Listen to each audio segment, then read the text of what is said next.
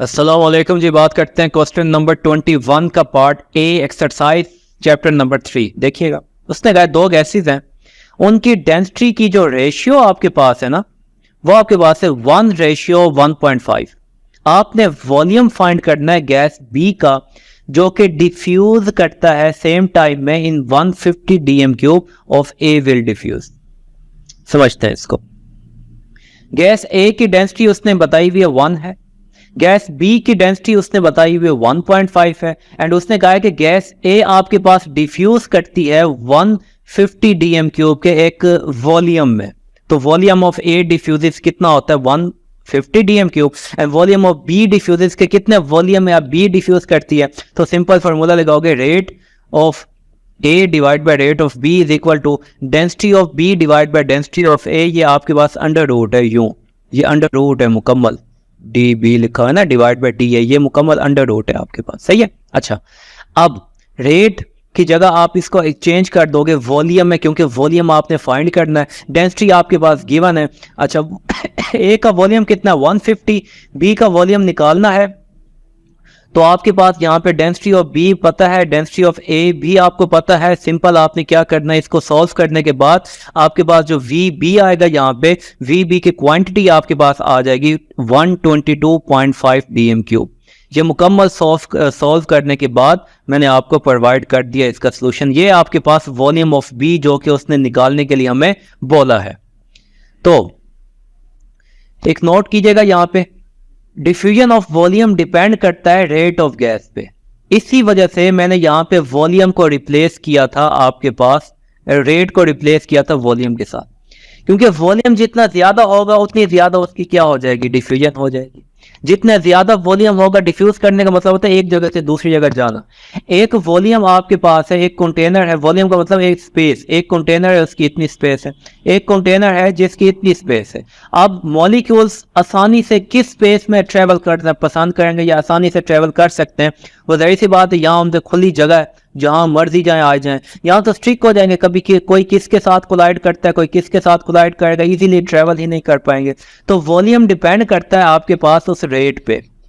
तो आप इस वजह से मैंने यहाँ पे रेट को रिप्लेस किया है किस चीज के साथ, वॉल्यूम के साथ। तो वो गैसेस जिनका ज्यादा रेट होगा उनका उतना ही ज्यादा वॉल्यूम होगा। इस चीज को नोट कीजिएगा, साथ में लिख भी आएगा इस चीज को। सही है।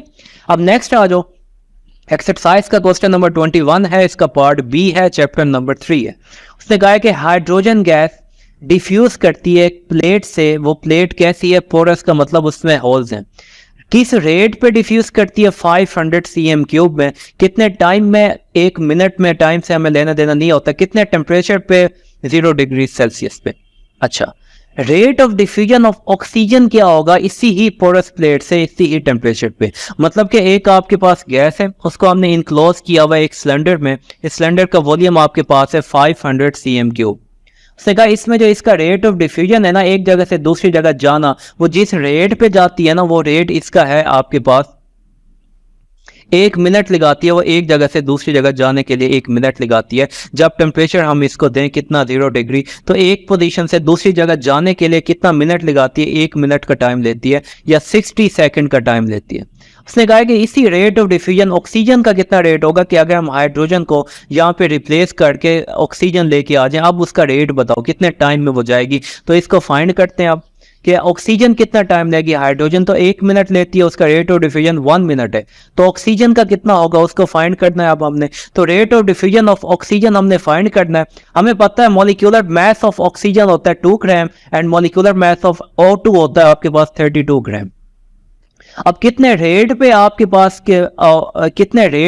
पास H2 के डिसॉल्व करती है, वो आपके पास है 500 cm³। मैं पीछे बता चुका हूँ, रेट डिपेंड करता है वॉल्यूम पे। तो सिंपल आपने यहाँ रेट को रिप्लेस कर सकते हो किस चीज के साथ, VH2 divide by VO2 volume के साथ। तो वॉल्यूम ऑफ H2 आपके पास 500 है एंड रेट ऑफ O2 आपने फाइंड करना है। एंड मॉलिक्यूलर मास H2 का आपके पास कितना है, 2 है, एंड आपके पास O2 का कितना है, 32। सिंपल आपने इसको सॉल्व करते जाना है, आपके पास जो रेट आ जाएगा ऑक्सीजन का वो आता है 125 cm³। तो ये इससे आपने क्या फाइंड कर लिया कि रेट उसका यहाँ पे मतलब 500 cm³ पर मिनट के 500 cm क्यूब का आपके पास अगर है ना यहाँ से यहाँ तक, 1 मिनट में H2 gas 500 cm cube volume cover करती है मुकम्मल। अगर ये वॉल्यूम मान लो ना, ये वॉल्यूम मुकम्मल आपके पास है कितना, 500 cm क्यूब। अगर 500 cm क्यूब H2 कवर करती है इस पॉइंट से लेके इस पॉइंट तक 1 मिनट में, तो आपने ये बताना है कि O2 कितना फासला कवर करेगी 1 मिनट में यहां से लेके यहां तक। तो हमने देख लिया O2 का जो रेट होगा ना वो होगा 125, मतलब कि ऑलमोस्ट ऑक्सीजन इतना फासला कवर कर पाएगी 1 मिनट में, तो इतना वॉल्यूम कवर कर पाएगी, इतना वॉल्यूम। अब जबकि हाइड्रोजन कितना वॉल्यूम कवर करती है, 500 cm क्यूब 1 मिनट में। तो हमने ऑक्सीजन का रेट निकाल लिया हाइड्रोजन के रेट के अकॉर्डिंग में।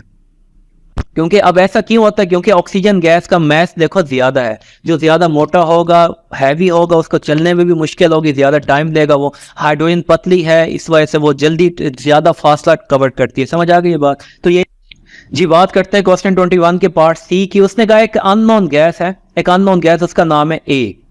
अच्छा, वो अननोन गैस, उसका जो रेट ऑफ इफ्यूजन है ना, उसका रेट ऑफ इफ्यूजन 2.79 टाइम्स ज्यादा है rate of effusion of hydrogen की निस्बत। मतलब कि अगर मैं रेट ऑफ हाइड्रोजन मान लो वो आपके पास है 1, तो इस 1 का 0.279 टाइम्स ज्यादा होगा जो अननोन गैस का रेट है। मतलब कि रेट ऑफ एक जो अननोन गैस ए आपके पास गिवन है उसका रेट कितना हो जाएगा, इस 1 को मल्टीप्लाई कर दो 0.279 से, क्योंकि उसने कहा इतने टाइम्स ज्यादा है। अगर तो इसका रेट 1 है तो उस अननोन गैस का रेट कितना हो जाएगा, इसको 1 से मल्टीप्लाई कर दो, अब इसका आपके पास रेट आ जाएगा 0.279।